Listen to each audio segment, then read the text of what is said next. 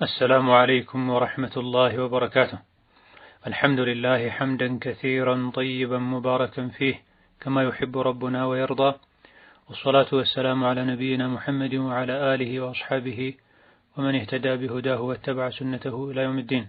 اللهم لا علم لنا إلا ما علمتنا إنك أنت العليم الحكيم.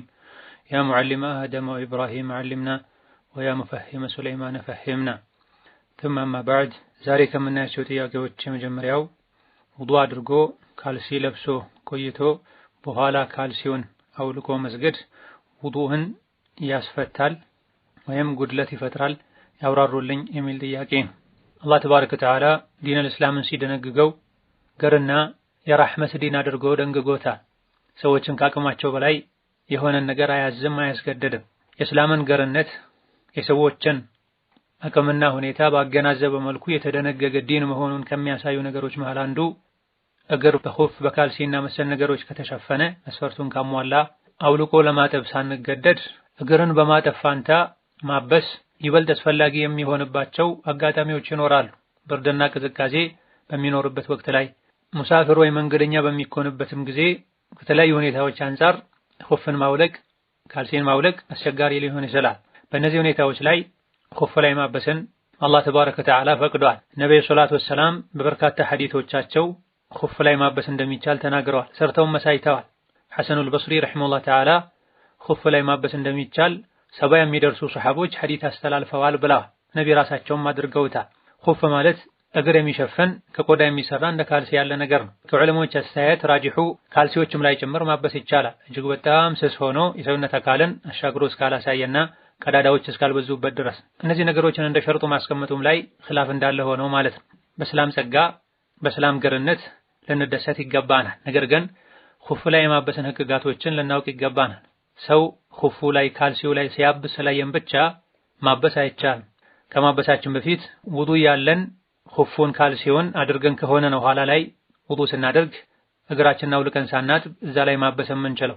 ሀገር ውስጥ ለሚኖር ሰው አንድ ቀን እስከነ ሌሊቱ፣ መንገደኛ ለሆነ ሰው 3 ቀን እስከነ ሌሊቱ ነው የሚቻለው። ከዛ ማለፍ የለበትም። እንደዚሁ ጧሃራ መሆን አለበት።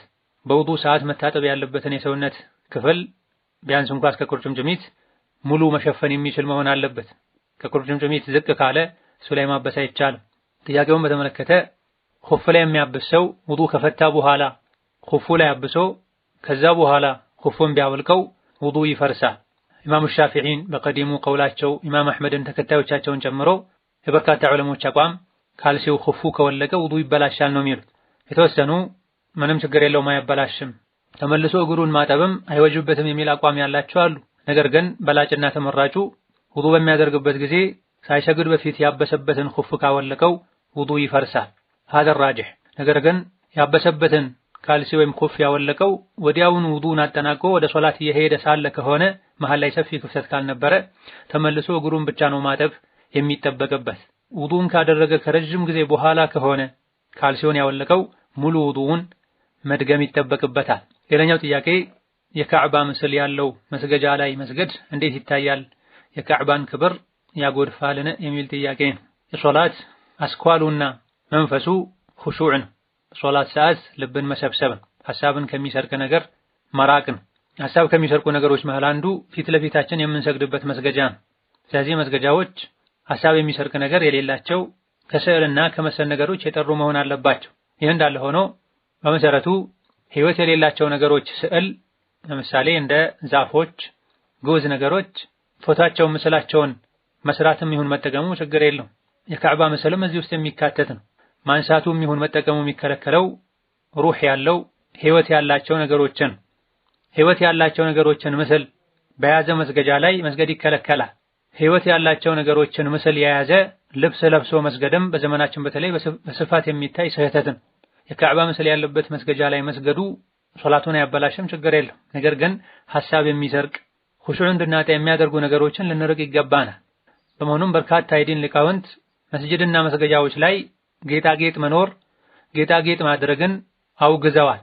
ይሄ የሆነው በዋነኝነት ከዒባዳ የሚፈልገው የልብ መሰብሰብ ነውና ይሄን ስለሚጻረር ነው። በሶላት አጅር የሚገኘው ልባችን ሶላቱ ላይ ከኛ በሆነበት ልክ ነው። ለዚህም ነው አንድ ሰው ሶላት ውስጥ ገብቶ ግማሹን አንድ አራተኛውን፣ አንድ አምስተኛ፣ አንድ ስድስተኛ፣ አንድ ስምንተኛውን የሚያገኛል፣ ምንም የማያገኝ ሰው አለ ተብሏል። ስለዚህ ምስሎችና ቅርጻ ቅርጾች ሐሳብ ሰርቀው ሶላታችን ኹሹዕ እንዳይኖረው አድርገው የሶላቱን አጅር ስለሚቀንሱ የምንሰግድበት ቦታና የምንሰግድበት መስገጃ ምንጣፍ የተለያዩ ቀለሞችና ቅርጻ ቅርጾች ያሉት ሊሆን አይገባውም። ካዕባ ያለበት ላይ መስገዱ የካዕባን ክብር አይነካም ወይ የሚለውን በተመለከተ ግለሰቡ እንዲህ አይነቱ መስገጃ ላይ በመቆሙ ካዕባን እንደረገጠ ካዕባን እንዳዋረደ አይነት ስሜት የተሰማው ራሱ ነይቶበት ይሄን አስቦበት እስካላደረገው ድረስ እዛ ላይ መስገዱ የካዕባን ክብር መንካት አይሆንም። ነገር ግን የሚያሰጋው የካዕባ ምስል ያለበት መስገጃ ላይ መስገድ ሶላትን ከካዕባ ከአካሉ ከራሱ ጋር እንደማያያዝ አሊያ ደግሞ የሌሎች እምነት ተከታዮች እምነታቸውን ከመስቀልና ከመሰል ነገሮች ጋር እንደማያያይዙት ማንኛውም ሰጋጅ ፊት ለፊቱ የካዕባን ምስል አድርጎ እንጂ መስገድ የለበትም የሚል አይነት እምነት እንዳያሳድር ያሰጋል።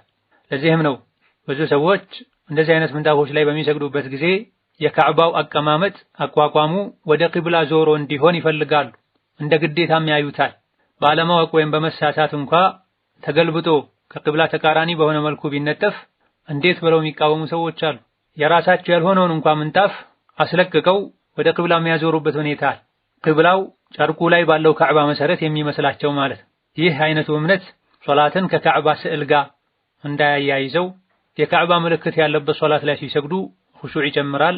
የካዕባ ምስል የሌለበት ሲሆን ደግሞ ኹሹዕ አይኖርም። አሊያ ደግሞ ገልብጦ ማንጠፍ አይቻልም የሚሉ አይነት እምነቶች እንዳይኖሩ መስገጃዎችን ከእንዲህ አይነቱ ነገር ነፃ ማድረጉ የተሻለ ነው። አንድ ሐሳብ ስለሚሰርቅ በአንደኛ ደረጃ ሐሳብ ስለሚሰርቅ እንደዚሁ ደግሞ እንዲህ አይነቱን የተሳሳተ አመለካከትና እምነትንም ሊያስከትል ስለሚችል ነፃ ቢሆን የተሻለ ነው። ሌላኛው ጥያቄ አዛንና ኢቃም ከተባለ በኋላ በፈርዱ ሶላት ሰዓት ቅብልያ መስገድ ይቻላልን? እንዲሁም የጁሙዓ ሶላት ቅብልያ አለው? አዛን ካለ በኋላ የዐስሩ ሶላትስ ቅብልያ አለውን? ያብራሩልኝ የሚል ጥያቄ። የምንሰግደው መስጂድ ውስጥ ከሆነና መስጂድ ኢቃም ከተባለ ከፈርድ ውጪ ሌላ ሶላት መስገድ መጀመሪያ ይቻላል። ሱና ሶላት ተጀምሮ እንኳ ቢሆን ሳንጨርስ ወይም ወደ ሁለተኛው ረክዓ ሳንገባ በፊት ኢቃም ካለ አቋርጦ ወደ ፈርዱ መሄድ ግዴታ ነው። ኢቃም ከተባለ በኋላ ከፈርዱ ሶላት ውጪ ሌላ ሶላት የለም ተብሏል በሐዲስ። ቀድሞ ሱና ጀምሮ የነበረ ሰው ገና እንደጀመረ ከሆነ ኢቃም የተባለው አቋርጦ ወደ ፈርዱ መግባት አለበት። አጋምሶ ከነበረ አንደኛውን ረክዓ ጨርሶ ወደ ሁለተኛው ረክዓ ከቆመ በኋላ ከሆነ ፈጥኖ አጠናቆት ወደ ፈርዱ መሄድ ይችላል። ራጂሑና የተመረጠው ይሄ ነው። በየትኛው ሁኔታ ላይ ማቋረጥ አለበት የሚል አቋም እንዳለ ሆኖ ነገር ግን መስጂድ ሄዶ የማይሰግድ ሰው ሴቶች ምንጊዜም ጀማዓ ይወጅብባቸውም፣ ወንድ ዑድር ኖሮት ቤት ከሰገደ መስጂድ ኢቃም ከተባለ በኋላ እንኳ ቢሆን የግሉን ሶላት ቤት ውስጥ ሱና አስቀድሞ መስገድ ይችላል። የጁሙዓን ቀብልያ በተመለከተ ጁሙዓ ሶላት ከፈርዱ ከራሱ ጋር ተያይዞ የሚሰገድ የቀብልያ ሱና የለውም። ምክንያቱም ነቢያችን ሰለላሁ ዐለይሂ ወሰለም በእሳቸው ዘመን ለጁሙዓ አዳን ይደረግ የነበረው አንድ አዳን ብቻ ነው። እሳቸው ሚንበር ላይ ወጥተው ቢላል አዳን ይላሉ። ነብዩ ኹጥባቸውን እንደጨረሱ ኢቃም ይባላል፣ ሶላት ይሰገዳል። ነብዩ ሚንበር ላይ ቆመው አዳን ተብሎ አዳኑ እንዳለቀ ሰዎች ተነስተው ቀብላ ይሰግዱ ነበር አይባል። ይህ ከተባለ ወይም ነብዩ ሰለላሁ ዐለይሂ ወሰለም እነሱ እስኪጨርሱ ሚንበር ላይ ሆነው ይጠብቃሉ ወይም ወርደው ይሰግዳሉ። አሊያ ደግሞ ሰዎች የሰገዱ እሳቸው ኹጥባ ያደርጉ ነበር ማለትን ያስከትላል። ሶስቱም አልተባለ። ለጁሙዓ ሁለተኛ አዳን የተደነገገው በዑስማን ኢብኑ አፋን ዘመን፣ በነቢዩ በአቡበክር በዑመር ዘመን አንድ አዳን ብቻ ነበር ያለው። ኢማሙ ሚንበር ላይ ወጥቶ አዳን ይደረጋል። አዳኑ እንዳለቀ ኹጥባ ተደርጎ ይሰገዳል። ስለዚህ ጁሙዓ ወይም አዳን ተብሎ ሱና ተሰግዶ ከዛ ሁለተኛ አዳን ተብሎ ኹጥባ የሚደረግበት ሁኔታ የለም። ከፈርዱ ሶላት ከራሱ ጋር የተያያዘ ልክ እንደ ዙሁር ቀብልያ የለው። ነገር ግን አንድ ሰው መስጂድ ከገባበት ጊዜ ጀምሮ ኢማሙ ሚንበር ላይ እስኪወጣ ድረስ ሁለት ረክዓ ያደረገ ሱና ሶላቶችን መስገድ ይቻላል፣ ይወደዳል። ፀሐይ እኩለ ሰማይ ላይ በምትሆንበት ጊዜ መስገድ ተጠልቷል። ነገር ግን ራሱን በቻለ ሐዲስ ከዚህ ክልከላ ጁሙዓ ቀን ተነጥሎ ወጥቷል። ሌላ ቀን ፀሐይ እኩለ ሰማይ ላይ በምትሆንበት ጊዜ ሱና ሶላት አይሰገድም። ጁሙዓ ቀን ላይ ግን ይህ ክልከላ ተነስቶ ኢማሙ እስኪመጣ ድረስ የቻሉትን ያክል ሁለት ረክዓ መስገድ ይቻላል። ከዐስር በፊት ሱና አለው የሚለውን በተመለከተ ልክ እንደ ዙሁሩ ቀብልያ የጠበቀ ራቲባ የሚባል ሱና የለውም። ዐስር በቀን 12 ረክዓ ከፈርድ ውጭ የሰገደ ጀነት ላይ ቤት ይሰራለታል የተባሉ ከፈርዱ ሶላቶች ፊትና ኋላ ተያይዘው የሚሰገዱ ራቲባ ሱናዎች ውስጥ የሚመደብ ዐስር ቀብልያ የለውም። ልክ እንደ ሱብሒ ቀብልያ፣ ልክ እንደ ዙሁር ቀብልያ ማለት ነው። ከዛሊክ ባዕድያም የለውም እንደ ዒሻ፣ እንደ መግሪብ፣ እንደ ዙሁር ከዛሊክ። ነገር ግን ከዐስር በፊት ሱና ቢሰገድ ችግር የለው ከሁለት ነገሮች አንፃር። አንደኛ በአዳንና በኢቃም መሃል ሶላት አለ ብለዋል። የትኛውም ሶላት አዳን ከተባለለት በኋላ ኢቃም እስኪባል ባለው ጊዜ ሱና መስገድ ይቻላል ማለት ነው። ይህ አጠቃላይ የሆነ ፍቃድና መመሪያ ነው። ቀብልያ ያላቸውም ይሁን የሌላቸው ፈርዱ ሰላቶች በዚህ ሐዲስ መሰረት ከፊታቸው ሱና መስገድ እንደሚቻል የሚያሳይ። በሌላ በኩል ደግሞ ነቢያችን ሰለላሁ ዐለይሂ ወሰለም ከዐሱር በፊት 4 ረክዓ የሰገደ አላህ ይዘንለት ብለዋል። ይህ ሐዲስ ሷሂህ ነው፣ ضعيف ኺላፍ አለበት። ራጂሑ ሐዲሱን በርካታ የሐዲስ አዋቂዎች ሐሰን ሷሂህ እንደሆነ ተናግረዋል። ሌላኛው ጥያቄ ሴት ልጅ ያለ መሕረም ረጅም ጉዞ መሄድ እንደማትችል አወቅኩ። አሁን እኔ አረብ ሀገር በመምጣቴ ጸጽቶኛል። ወደ ሀገር ላልመለስም ወስኛለሁ ኢንሻአላህ እና የምሰራው በህጋዊ ኮንትራት ቤት ነው። የማገኘው ገንዘብ ያለ መሕረም በመምጣቴ ሐራም ይሆንብኛል የሚል ጥያቄ ነው። ሴት ልጅ ያለ መሕረም መጓዝ እንደማትችል ነቢያችን ሰለላሁ ዐለይሂ ወሰለም በበርካታ ሷሂህ ሐዲሶች ተናግረዋል። በአላህና በመጨረሻው ቀን የምታምን ሴት ያለ መሕረም አትጓዝ ብለዋል። በርቀት በምንም ሳይገድቡት። ሌሎች ሐዲሶች ላይ የአንድ ቀን ጉዞ፣ የሁለት ቀን ጉዞ፣ የአንድ ቀን ከሌሊት ጉዞ፣ የሶስት ቀን ጉዞ፣ አንድ በሪድ ሁሉ ብለው የገደቡበት ሁኔታ አለ። ሌላ ደግሞ በአብዱላህ ብን አባስ ሷሂህ በሆነ ሐዲስ በአላህና በመጨረሻው ቀን የምታምን ሴት ያለ መሕረም አትጓዝ ብለዋል፣ ርቀቱን ሳይገድቡት። ስለዚህ ሐዲሶችን ሁሉንም አንድ ላይ አጣምረን ስንረዳቸው በተለምዶ ጉዞ ሊባል የሚችልን ርቀት ሴት ልጅ ያለ መሕረም መሄድ የለባትም። 3 ቀን የተባለው 2 ቀን የተባለው 1 ቀን እስከ ሌሊቱ የተባለው እንደ ጠያቂዎች ነው። ለምሳሌ አንዱ ጠያቂ እኔ የ2 ቀን ጉዞ ርቀቱ 2 ቀን የሚያስኬድ መንገድ ልሄድ ነው ሲል፣ ሌላኛው 1 ቀን፣ ሌላኛው 1 ቀን ከሌሊት፣ 1 ቀን እስከ ሌሊቱ፣ አንዱ 2 ቀን ያለበት አጋጣሚ አለ። ለሁሉም እንደራሱ የግል መልስ ነው የተሰጠው። አንድም በሪድ እንኳ ሴት ልጅ ያለ መሕረም መጓዝ እንደሌለባት ተናግረዋል። ኢማሙ ነወዊ ሐዲስ ሹራሖች ከነዚህ ሐዲሶች በጥቅሉ የምንረዳው ሴት ልጅ ያለ መሕረም በተለምዶ ጉዞ የሚባልን ርቀት መሄድ እንደሌለባት ነው ብለዋልና በባቡርም ይሁን በአየርም ይሁን ከሰው ጋርም ይሁን ለብቻዋ ሴት ልጅ ከሷ ጋር መሕረሟ አባቷ፣ ወንድሟ፣ ባሏ፣ ልጇ፣ አጎቷ መሰል የሆኑ እሷን በቋሚነት መቼም ማግባት የማይችሉ መሕረሞች የስጋ ወይም የጡት ዘመዶች እስከሌሉ ድረስ መጓዝ የለባትም። ሐራም ነው፣ ወንጀል። ሆኖም ባለማወቅ ይሄን ያደረገ ሰው ከጸጸተና ትቶበተ አላህ መሐሪ ነው። ገንዘቡን በተመለከተ ከተካሄደ በኋላ የሚሰራው ስራ ሐላል እስከሆነ ድረስ ገንዘቡም ሐላል። የመሄዱ ወንጀል ሌላ ራሱን የቻለ ነው። ከሄዱ በኋላ የሰሩት ስራ ሐላል ከሆነ ገንዘቡ ሐላል ይሆናል። ሄደው የሚሰሩት ስራ ወንጀል ከሆነ ያለ መሕረም ከመጓዙ ወንጀል በተጨማሪ በሐራም የሚያገኙት ገንዘብም አላህ ዘንድ የሚያስጠይቅ ይሆናል ካልተውበቱና ካላስተካከሉ በስተቀር። ስራው ግን ሐላል ከሆነ ችግር የለውም። ልክ እንደ ሐጅ ማለት ነው። ሴት ልጅ ያለ መሕረም ሐጅ መሄድ የለባትም ራጂሑ ከዑለሞች አስተያየት። ሐጁን ግን በአግባቡ ከሰራችው ያለ መሕረም ስለመጣች ተብሎ ውድቅ አይደረግባትም፣ ሐጁ ተቀባይነት ያገኛል። አልፎ ሁሉ ህጋዊ ባልሆነ ገንዘብ ለሐጅ ሄደ ሰው ንጹህ ባልሆነ ገንዘብ በመሄዱ ወንጀለኛ ነው፣ ጥፋተኛ ነው። ሐጅና ዑምራውን ግን በአግባቡ ካደረገው ምንም እንኳ በትክክለኛ መንገድ በንጹህ ገንዘብ ሐጅ እንዳደረገ ሰው የላቀ አጅር ባያስገኝም የሐጅን ዋጅብነት ግን ይተካለታል። ሌላኛው ጥያቄ ከዛሬ 3 እና 4 ዓመት በፊት የተቀመጠ ገንዘብ ነበረ። መሬት ለመግዛት ነበር የሚፈለገው፣ ነገር ግን በጊዜው ባለመገኘቱ የተነሳ ተቀመጠ። ይህ ብር አሁን ላይ ጥቅም ላይ ውሏል። በሰዓቱ ዘካ ለማውጣት ፈልጌ ቤተሰቦቼ ሐቅ ለሌለው ሰው ይሰጡብኛል ብዬ ፈርቼ አታውጡ አልኳቸው። ያላወጣሁትን ዘካ ለወንድሜ ልጅ ባለቤቷ ሞቶ ሕፃን ልጅ ይዛለችና የዘካውን ብር ለሷ መስጠት እችላለሁ? ወደ 4000 ብር አካባቢ ይሆናል የሚል ጥያቄ ነው። ናም ዘካውን ለወንድም ልጅ መስጠት ይቻላል። የቲም ከያዘች ከተቸገረች ለሷ መስጠቱ የተሻለም አጅር ያገኛል። ሰደቃን ለባዕድ መስጠት የሰደቃ አጅር ብቻ ነው ያለው። ለዘመድ መስጠት ደግሞ የሰደቃም የዝምድናም አጅር ያስገኛል ብለዋል ነብዩ ሰለላሁ ዐለይሂ ወሰለም። ነገር ግን ዘካን ይሄን ያክል ጊዜ ማቆየት አይቻልም፣ ወንጀል ነው። ገንዘቡ ዘካ የሚወጅብበት መጠን ደርሶ ዓመት እንደሞላው ዘካውን ማውጣት ግዴታ ይሆናል። ለማዘግየቱ ተውበት ያስፈልገዋል። ያለፉትን ዓመታት በሙሉ አስቦ ዘካውን ከማውጣት ጋር ቤተሰብ በአግባቡ አይሰጥልንም ብለን ከሰጋን ባለንበት ሀገር እጃችን ላይ ካለ ገንዘብ ዘካ ማውጣት ይቻላል። ብዙ ሰዎች ከተቀመጠው ገንዘብ ከራሱ እንጂ ዘካ ማውጣት ማይቻል ይመስላቸዋል። ከራሱ ማውጣቱ የግድ አይደል። ሌላ እጃችን ላይ ካለ ሌላ ሰው ጋር ካለን ገንዘብ ዘካ ማውጣት ይቻላል። ቤተሰብ በትክክል አይወጣም ብለን ከሰጋን ሌላ ሰው መወከል ይቻላል እንጂ ይሄን ሁሉ ዓመት ማዘግየት አይቻልም።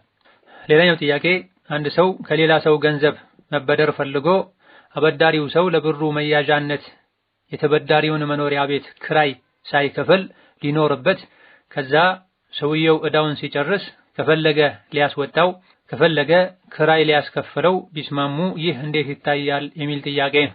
አይቻልም፣ ይሄ ሪባ ነው፣ ወንጀል። ምክንያቱም በብድር መልኩ ለተሰጠ ገንዘብ እንደ ዋስትና መያዣነት የተሰጠን የተቀመጠን ንብረት መጠቀም ብድር በመስጠት ለራስ ጥቅም እንደማስገኘት ነው የሚቆጠረው። ቃዒዳ ፍቅህያ ላይ ኩሉ ቀርድን ጀረ ነፍዐን ፈሁወ ሪባ ተብሏል። እንደ ሐዲስም ተወርቷል። አበዳሪው እንዲጠቀም የሚያደርግ ብድር በሙሉ ሪባ ነው ተብሏል። አንዳንድ ሱራዎች ከዚህ ተነጥለው የወጡበት ሁኔታ ቢኖር ኢማም አሕመድ ረሒመሁላህ ተዓላ አክረሁ ቀርደ ዱር ወሁወ ሪባ አልመሕድ ብለዋል። አንድ ሰው ተበድሮ የተበደረውን አካል ቤት መጠቀምን እጠላዋለሁ፣ ይህ ጥርት ያለ ሪባ ነው ብለዋል ረሒመሁላህ ተዓላ። ብድር ራሱን የቻለ ህግጋትና ስነ ስርዓቶች አሉት። ካበደረን ለአላህ ብለን ነው ልናበድር የሚገባን። በገንዘቡ መጠቀም ከፈለግንም ለትርፍና ለከሳራው አብረን ኃላፊነት ወስደን በገንዘቡ ተጠቀምበት፣ ትርፉን ለጋራ እንጠቀማለን፣ ከከሰረም ከሰረ ብሎ መስጠት ነው መጠቀም ከፈለጉ። አማ መመለሱ ለማይቀር ነገር በብድር ስም ተሰጥቶ ከዛ በኋላ ጨምሮ እንዲመልስልን ማድረግ፣ አሊያ ደግሞ ብድር ሰጠሃለሁ ነገር ግን አንተ እንዲህ አይነት ዕቃህን ከሰጠኸኝ ብሎ ሸርጦ ማስቀመጥ ግልጽ ሪባ ይሆናል። እንደ ዋስትና እንደ መያዣነት የሚያገለግሉ ነገሮችን መጠቀም ችግር የለውም። አላህ ተባረከ ወተዓላ ፈሪሃኑን መቅቡደ ብሏል። ለንብረታችን መተማመኛ ዋስትና የሚሆንን ነገር መያዣን መጠየቅ፣ የሰጠነውን ያክል ዋጋ ሊያወጣ የሚችልን ነገር መያዝ ወይም ማስያዝ ችግር የለውም። ነገር ግን ያበደረው አካል ቤቱን እንዲጠቀም ማድረግ ወይም መኪናውን እንዲጠቀም ማድረግ ግልጽ የሆነ ሪባ ነው። ካርታውን እንዲይዝ ማድረግ አሊያ ደግሞ ከአበዳሪው ጋር ከተስማማ የተበዳሪው ቤት ላይ የኖረ በተለምዶ አበዳሪው ቤቱን እያከራየ የሚያገኘው ጥቅም የሚያገኘውን ዋጋ እየከፈለ መኖር ይችላል።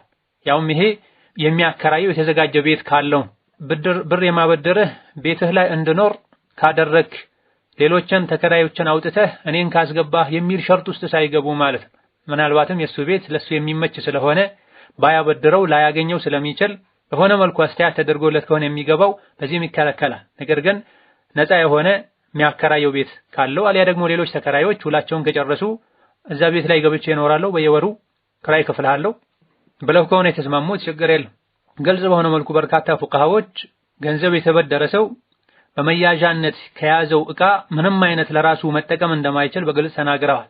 ከብድር ውጪ ባለ መንገድ ቢሆን ዕቃን በመያዣነት ይዞ የነበረው ባለ ዕቃው ከፈቀደ ከተስማሙ ችግር የለውም መጠቀም። ብድር ላይ ግን ከሆነ አበዳሪው እንዲጠቀም ስለሚያደርግ በመያዣነት የተቀመጠን ነገር መጠቀም ቤት ሊሆን ይችላል፣ መኪና ሊሆን ይችላል፣ ኢላ ገይሪ ዛሊክ ገንዘብ ያበደረው አካል ሊጠቀም አይገባውም። ካደረገም ሪባ ውስጥ ገብቷል። በመሆኑም እንዲህ አይነቱ ብድር ገና ካልተፈጸመ ንያን ማስተካከል ወይም ማስቀረት ነው። ሆኖ ተጠናቆ ከሆነ ደግሞ እስከዛሬ የኖረበትን ወይም ደግሞ ብሩን እስኪመልስ ድረስ የኖረበትን የቤት ክራይ መክፈል አለበት። ከዕዳው ላይ መቀነስ መቻል አለበት።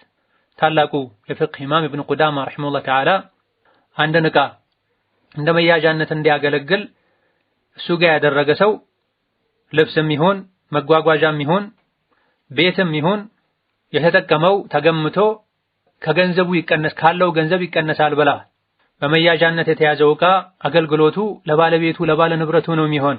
ሌሎች ከተጠቀሙበት ከሱ የተገኘውን ጥቅም አሊያ ደግሞ ተመጣጣኝ ሊሆን የሚችልን ዋጋ ገምቶ ካለው ብር ላይ ሊቀንስለትና ሊያስቀር ይገባዋል። ወለዳ ግድ ያሉ በብዙ መልኩ ሪባ ውስጥ የሚገቡ ሰዎች አሉ። ለዓመታት መሬት አስይዘው ብርም ወስደው መሬቱን የወሰደው አካል የዘራ እንዲጠቀም የሚያደርጉ ሰዎች አሉ። ቤትም እንደዚሁ አስይዘው ብሩን እስኪመልስ ድረስ ቤቱን በነፃ የሚጠቀሙ ሰዎች አሉ። ይሄ በዲን እስላም በጥብቅ የተከለከለ ሪባ ውስጥ የሚመደብ ተግባር ነውና ሙስሊም ከዚህ ራሱን ሊያጠራ ይገባዋል። ለአላህ ብሎ ማበደር ካልሆነ አልችልም ብሎ በሩን መዝጋት አሊያ ደግሞ ገንዘብ የሚያገኝበት በሸሪዓ ያልተከለከሉ ሌሎች መንገዶችን መጠቀም። ሌላኛው ጥያቄ እኔ ባለቤቴን ለብዙ ዓመት ኒቃብ መልበስ እንደምፈልግና ግዴታም እንደሆነ ጠየቅኩት። ጭራሽ ካሁን በኋላ ይሄን ጉዳይ እንዳታነሺብኝ ብዙ ኡስታዞች ጠይቄ ሱና ነው ብለውኛል አለ። ሱቅ እንዴት ትሰሪያለሽ ነው ምክንያቱ። እኔ ደግሞ ሱቅ መውጣት አልፈልግም፣ ልጆቼን ማሳደግ ነው የምፈልገው። ወንጀሉ የማን ነው? ኒቃብ ባለመልበሴና ሱቅ በመውጣቴ የሚል ጥያቄ ነው። ራጂሑና ትክክለኛው ከማስረጃ አንጻርም ጠንካራው ሙሐቂቅ ዑለሞችም የመረጡት ሴት ልጅ ፊቷን፣ እጇን፣ እግሮቿን ሙሉ መሸፈኗ ዋጅብና ግዴታ ነው። በተለይ ደግሞ ፈተና፣ የዲን ድክመት ባለበት ወቅትና ቦታ ላይ ፊትን መሸፈኑ ሱና እንጂ ዋጅብ አይደለም የሚሉ ዑለሞችም ጭምር ፊትን በመሸፈን እንጂ ፊትናን ማስቀረት መከላከል የማይቻል ከሆነ መሸፈኑ ግዴታ ነው የሚል አቋም አላቸው። እንደዚሁ ደግሞ የምትኳኳልና መዋቢያዎችን የምትጠቀም ከሆነ ሌላ ጊዜ ግዴታ ነው አይደለም የሚሉ ዑለሞች እንኳን ኩል ከተቀባች መሰል ነገሮች ፊቷ ላይ ካሉ መሸፈን ግዴታ ይሆንባታል ይላል። ተጨማሪ ዚና ጌጥ ስለሆነ አኩል ሐል የኒቃብ ጉዳይ ብዙ ጊዜ ኺላፍና ውዝግብ የሚነሳበት ጉዳይ ነው። አላህ ተባረከ ወተዓላ ቁርአን ላይ ወአን የስተዕፊፍነ ኸይሩን ለሁነ ብሏል። ሴቶች እድሜያቸው በጣም ከገፋ ቤት ከተቀመጡ ጋብቻ ማይፈለጉበት ደረጃ ላይ ከደረሱ የላይ ልብሳቸውን ቢቀንሱ ችግር የለውም። ነገር ግን ይሄንም ባይተውትና ቢቀጥሉበት መልካም ነው፣ ለነሱ የተሻለ ነው ብሏል። እድሜያቸው ገፍቶ እዚህ ደረጃ ከደረሱ የላይ ልብሳቸውን ቢቀንሱ ማለት ቀሚስን አባያን ቢተው ማለት አይደለም፣ ጅልባብን ንቃብን ቢተው ማለት ነው።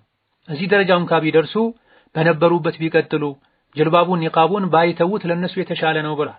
እድሜያቸው ለገፉት እንደዚህ ካሉ ለወጣቶች ፍትና ለሚፈራላቸው ዋጅብ እንደሆነ መረዳት እንችላለን። እንደዚሁ ሴቶች ሲራመዱ እግራቸውን አያስጭሁ ብሏል። ይህ የተባለበት ምክንያት ሴቶች እግር ላይ ያሉ ጌጦች ሲራመዱ ይሰሙ ስለነበረ ነው። እግር ላይ እንኳን ያለ ጌጥ ድምፁ እንዳይሰማ እግራቸውን አይምቱ አያስጭሁ ከተባለ እንዴት ተብሎ ነው ፊትን ገልጦ መሄድ ይቻላል? መሸፈኑ ሱና ነው እንጂ የሚባል። ከሰሃቦች ዘመን ጀምሮ እስከ ቅርብ ጊዜ ድረስ ሙስሊም ሴቶች ፊታቸውን ገልጠው አይሄዱም ነበር። ቅኝ ግዛት የሚሉት መርዝ ከመጣ በኋላ ነው ሴቶች ፊታቸውን ገልጠው መሄድ የጀመሩት። ዕሙመን ራጂሑና ትክክለኛው ከማስረጃ አንፃርም ጠንካራው ሴት ልጅ ፊቷን መሸፈን ዋጅብና ግዴታዋ ነው። ባል ይሄን መከልከሉም ወንጀለኛ ያደርገዋል። ሱቅ ሄዶ መስራቱን በተመለከተ ሱቅ ሄዶ መስራቱ በራሱ ወንጀል አይደለም። ሄዶ መስራቱ ላይ አፈጻጸሙ ላይ ወንጀል ከታከለበት ነው ወንጀል የሚሆነው። የሚሰራው ስራ በሸሪዓ ማይፈቀድ ከሆነ ሴት ልጅ ስትሰራ ከወንድ የምትቀላቀል የምትነካካ ከሆነ ከዲን የሚጋጩ ነገሮች ውስጥ የምትገባ ከሆነ ይሄ ነው ወንጀል የሚባል። ሴት ልጅን የመንከባከብ ለትዳር ህይወታቸው የሚያስፈልገውን ማሟላት የባል ግዴታ ነው። ሸሪዓ በተጠበቀ መልኩ የሚስቱን እገዛ ከፈለገ ብታግዘው ብትሰራ ችግር የለውም። ሸሪዓ ከተጣሰ ግን አይቻልም። እሷም እሺ ማለት ግዴታ የለባትም። ካስገደደ በትህትና ቀስ ብሎ አይሆንም አልሰራም እንዲህ ነገር ማለት ነው። ወንጀል ባለበት ነገር መክሉቅን መታዘዝ አይቻልም። ወላጅም ቢሆን ባልም ቢሆን እንዲህ አይነት ያፈጻጸም ችግሮች ከሌሉበት ሄዶ መስራቱ ችግር የለውም። ኒቃብ ደግሞ ይሄን ያክል የሥራ እንቅፋት አይሆን። ኒቃብ ለብሰው ሸሪዓቸውን ጠብቀው ቤታቸውን ህይወታቸውን የሚመሩ ብዙ እህቶች አሉ። ነገር ግን መጀመሪያ ለጅልባብ ለኒቃብ ያለን አመለካከት ትክክለኛ ካልሆነ ለሥራ እንቅፋት ይሆናል፣ ለትምህርት እንቅፋት ይሆናል፣ ትዳር እንዳይመጣልኝ ያደርጋል እያሉ የሚፈጥሯቸው ተልካሻ ምክንያቶች አሉ። ሒጃብ ራሱን የቻለ ግዴታ ነው። ሒጃብን ለማድረግ መንገዶችን ማመቻቸት እንጂ ያለብን ከሒጃብ ለመሸሽ ምክንያቶችን መደርደር የለብን። ሴት ልጅ በመሰረቱ ቤት ነው መቀመጥ ያለባት። መውጣቷ ለሷም ለትዳሯም ለዲኗም ጥሩ አይደል። ለመውጣት ግን ከተገደደች ወይም አስፈላጊ ሆኖ ከተገኘ መሟላት ካለበት መስፈርት አንዱ ሒጃብ ማድረግ አለባት። ፊቷን ገልጣ በተለይ ወንድ የሚመጣበት ሐያ አደብ የሌለው ወንድ የሚገበያይበት ቦታ ላይ እንዴት ብሎ ነው አቅል ያለው ገይራ ሚስቱ ላይ የሚቀና ወንድ እዛ እንድትቀመጥ የሚያደርገው? ብዙ ጊዜ ትዳሮች እንዲፈርሱ ሰላም እንዲያጡ ከሚያደርጉ ነገሮች አንዱ ሴት ልጅ ውጪ ወጣ እንድትውል ከተለያየ አይነት ወንድ ጋር እንድትገናኝ መፍቀድ። ስለዚህ ወይም ቤት እንድትቀመጥ ማድረግ ካልሆነ ደግሞ ሙሉ ሒጃቧን እንድታደርግ መፍቀድ ነው ያለበት። ሸሪዓ የገባው ቅናት ውስጡ ላይ ያለ ወንድ መልካሙ የሚደገፈው ቅናት።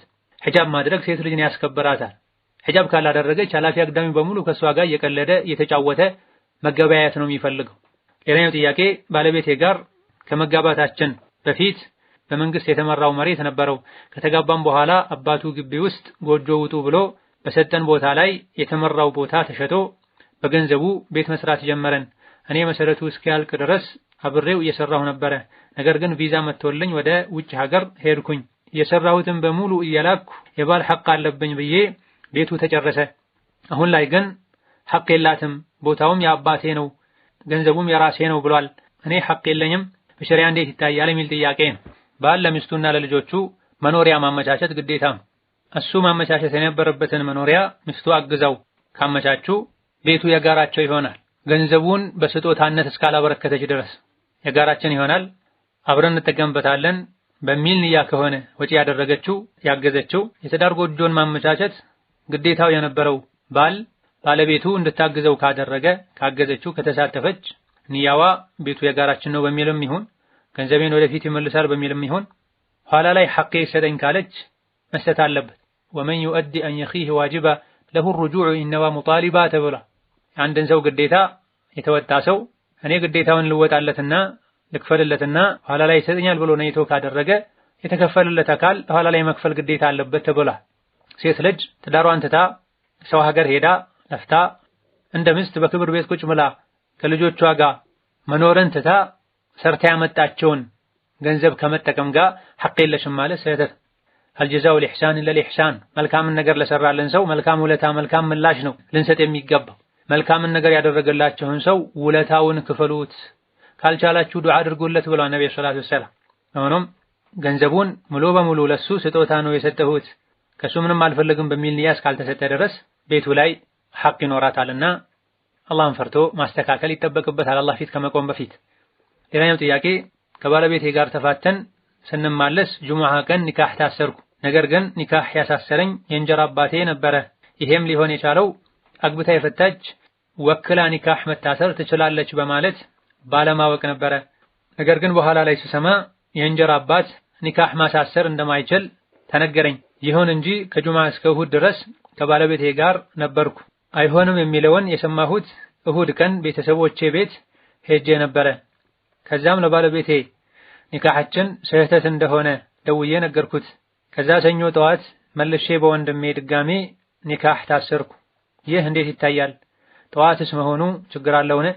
አሁን ላይ ከባለቤቴ ጋር አብረን አይደለንም። እሱ ያለው ሀገር ነው እና እኔ ወደ ሀገር ሊሄድ ስለሆነ ምን ማድረግ አለብኝ ያብራሩልኝ የሚል ጥያቄ ነው። የመጀመሪያው ኒካህ ትክክል አይደለም።